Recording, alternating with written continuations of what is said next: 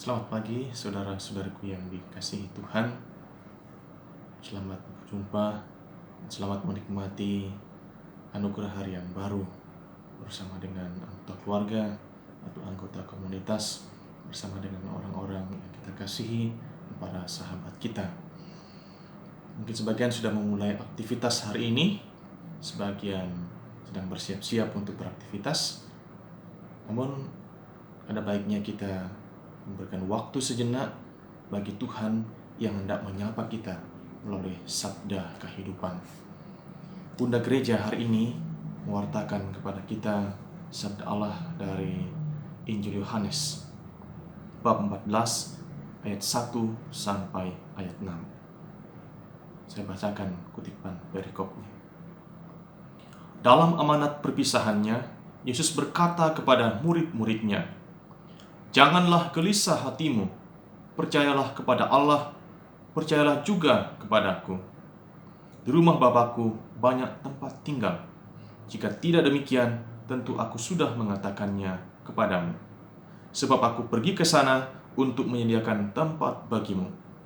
Dan apabila aku telah pergi ke situ dan telah menyediakan tempat bagimu, aku akan datang kembali dan membawa kamu ke tempatku, supaya di tempat aku berada, kamu pun berada.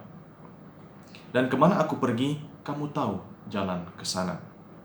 Kata Thomas kepadanya, "Tuhan, kami tidak tahu kemana Engkau pergi. Jadi bagaimana kami tahu jalan ke sana?" Kata Yesus kepadanya, "Akulah jalan, kebenaran, dan hidup.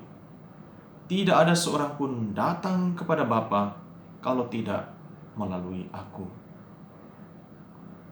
Demikianlah Injil Tuhan. Saudara-saudariku yang terkasih, hari ini Tuhan Yesus menyapa kita dengan sabdanya. Ia bersabda kepada kita, "Janganlah gelisah hatimu, percayalah kepada Allah dan percayalah kepadaku." Janganlah gelisah hatimu. Tuhan tahu, mungkin tidak semua, tapi sebagian dari kita sedang gelisah. Ini pertanyaan simpel untuk kita. Apakah saudara-saudari yang saya jumpai hari ini ada yang sedang merasa gelisah atau cemas? Saya yakin ada yang sedang bergumul dengan kegelisahan itu, merasa galau dan bahkan cemas karena dahsyatnya dampak COVID-19. Tentu dampak kesehatan yang menjadi nomor satu.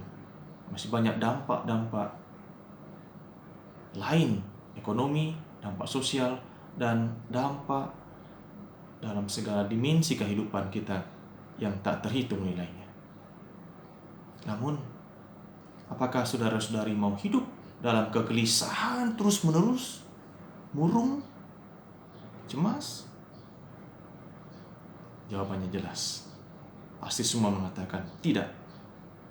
Tak satu pun mau hidup dan hidupnya diliputi kegelisahan tanpa akhir. Kalau begitu, apa penangkal dari kegelisahan ini? Camkanlah sabda Tuhan Yesus hari ini. "Percayalah kepada Allah dan percayalah kepadaku." Saya menggarisbawahi kata kepercayaan. Saudara-saudariku, kepercayaan adalah dasar dari setiap relasi dan interaksi, bahkan visi tentang kehidupan. Itu dasarnya adalah kepercayaan. Mau naik taksi misalnya, ini contoh sederhana. Kita harus percaya pada sopir taksi bahwa ia adalah orang bertanggung jawab. Kalau tidak, jangan pernah naik taksi. Nanti saudara merasa cemas dan bahkan ketakutan di dalam kendaraan. Hal yang bersama juga berlaku untuk pengobatan ke dokter. Kita harus percaya bahwa dokter dapat membantu proses pemulihan kesehatan kita. Kalau tidak, lebih baik jadi dokter sendiri. Dan mungkin dokter sudah tidak laku lagi karena tidak ada yang menaruh kepercayaan pada kemampuan dan keahlian pengobatan yang diberikan oleh sang dokter. Singkatnya, semua relasi dalam kehidupan kita ini membutuhkan dasar yang disebut kepercayaan. Kalau ada kepercayaan satu sama lain, misalnya juga dalam relasi suami istri, relasi anak dan orang tua, relasi di tengah anggota keluarga. Kalau ada kepercayaan satu sama lain, kita akan merasa aman, tentram, dan dapat hidup damai sebagai satu keluarga atau satu komunitas. Saudara-saudaraku yang terkasih, kalau pada sesama kita menaruh kepercayaan, lalu kita merasa aman dan tentram, apalagi pada Yesus yang menjadi juru selamat kita.